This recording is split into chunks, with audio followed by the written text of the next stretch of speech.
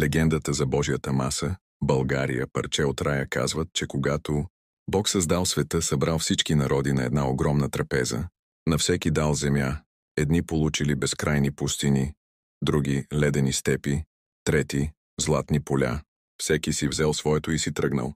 Но един народ закъснял, българите. Те не бяха там, защото по това време работеха, ораха, жънеха и хранеха всички други. Когато най-накрая пристигнали, масата вече била празна. Всички земи раздадени, народът замълчал, не поискал милост, не се оплакал. Казал само: прости ни, Господи, закъсняхме, защото трябваше да нахраним света. Бог погледнал българите и се усмихнал. Видял в тях честност, трудолюбие и доброта. И направил чудо. Откъснал парче от самия рай и им го подарил. Това ще е вашата земя, казал. Ще бъде благодатна, ще има планини и реки, море и златни поля. Ще бъде кръстопът на светове, за да изпитва силата ви.